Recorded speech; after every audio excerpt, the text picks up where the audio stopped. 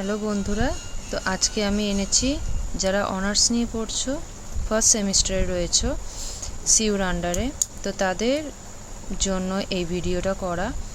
আজকের যে বিষয়টা হচ্ছে সেটা হচ্ছে অষ্টাঙ্গিক মার্গ প্রতিবাদী ধর্ম আন্দোলনে।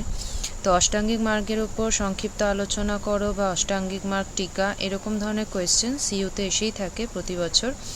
তো তোমরা এটা 5 মার্কসের, তোমাদের 20 মার্কস আর 5 মার্কসেরই আনসার থাকবে। তো যারা হিস্ট্রি অনার্স নিয়ে পড়ছো তাদের জন্য এই প্রশ্নটা খুবই গুরুত্বপূর্ণ, উত্তরটা দেখে নাও। এটা হচ্ছে 5 মার্কসের আনসার। তো বৌদ্ধ ধর্মের কেন্দ্রীয় বিষয় বা মূল লক্ষ্য হলো সত্য উপলব্ধি।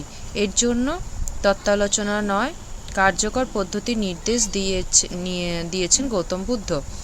মানুষের অজ্ঞতা, কামনা, বাসনা, আসক্তি ইত্যাদি দূর করা প্রয়োজন।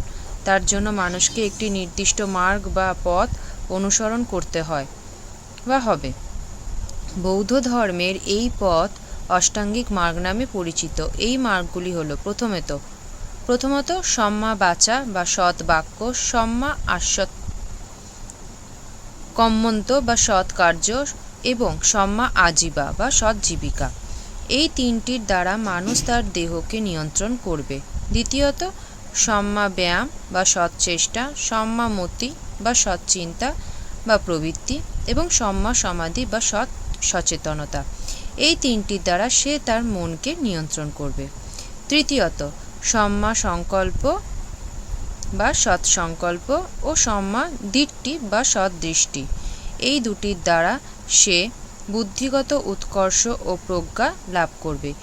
এই 8টি মার্গের প্রথম 7টি সাধারণ, সেগুলিতে গৌতম বুদ্ধ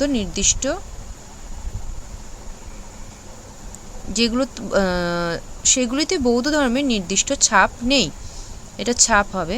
কিন্তু শেষটিতে অর্থাৎ সৎ দৃষ্টিতে বৌদ্ধ ধর্মের নির্দিষ্ট ছাপ আছে, কারণ বুদ্ধ মনে করতেন বৌদ্ধ মতবাদ ছাড়া এই সম্বন্ধীয় অন্য সমস্ত মতবাদ মিথ্যা। Next paragraph. বুদ্ধের এইসব মতগুলির সমন্বিত রূপকেই মধ্যম পন্থা বা মধ্যপন্থা বলে চিহ্নিত করা হয়ে থাকে, কারণ এগুলিতে কঠোর কৃচ্ছ সাধন বা অস্বাভাবিক অসংযম দুটি পরিত্যাজ্য। বৈদিক ব্রাহ্মণ ধর্ম বিরোধী মনোভাব এই মার্গগুলির মধ্যে বিশেষভাবে প্রতিফলিত হয়েছে, কেননা এতে যজ্ঞানুষ্ঠানের কোনো প্রয়োজন নেই। পুরোহিতের সাহচর্য পরিত্যাজ্য। অষ্টাঙ্গিক মার্গের সঙ্গে বিশেষভাবে জড়িত রয়েছে যে 3টি বিষয়, সেটা হচ্ছে শীল, চিত্ত ও প্রজ্ঞা। বিনয় পিটকেও বলা হয়েছে শীল বা নৈতিক শুদ্ধতা মেনে চললে সত্যিকারের ব্রহ্মচর্য লাভ করা সম্ভব। অভিধম্ম পিটকে চিত্ত শব্দটি উল্লেখিত হয়েছে, যার অর্থ ধ্যানের মাধ্যমে মানসিক সংযোগ বজায় রাখা। সূত্র পিটকে আলোচিত প্রজ্ঞার অর্থ হল পরম জ্ঞান। Next paragraph. ডিডি কোশাম্বী তার an introduction to the study of Indian history গ্রন্থে অষ্টাঙ্গিক মার্গ বিশ্লেষণ করে এগুলির আর্থসামাজিক ব্যাখ্যা দিয়েছেন। তৎকালীন সামাজিক ও অর্থনৈতিক পরিস্থিতির দিকে তাকিয়ে বাস্তববাদী বুদ্ধ তার ধর্মানুরাগীদের এগুলি মেনে চলার কথা বলেছিলেন।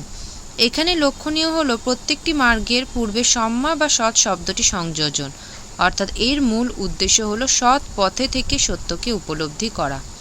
সৎ বাক্য বলতে বুদ্ধ পারস্পরিক বন্ধুত্বের পরিপোষক, প্রিয়, পরিমিত, সত্য বাক্যকে বুঝিয়েছেন, কারণ এর অন্যথা ঘটলে সমাজ গঠনে ক্ষতি হয়।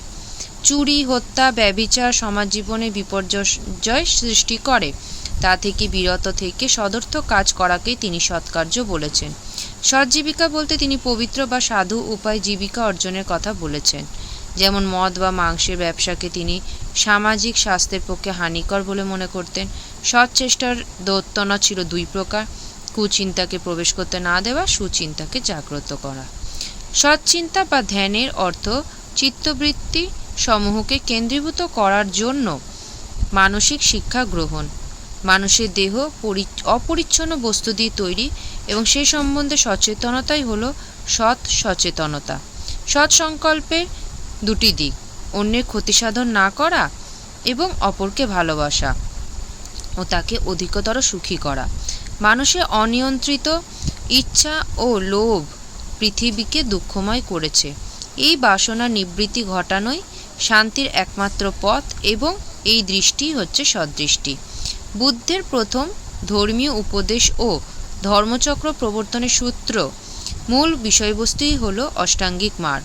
পরিশেষে বলা যায়, গ্রিকদের দেহ সৌষ্ঠব গঠনের শরীরচর্চা প্রণালীর যে স্থান, বৌদ্ধ ধর্মের অষ্টাঙ্গিক মার্গেরও সেই স্থান। ভিডিওটি ভালো লাগলে লাইক বাটন প্রেস করে দিও এবং সাবস্ক্রাইব করে দিও চ্যানেলটিকে, আর বন্ধুদের মধ্যে শেয়ার করে দিও। Thank you.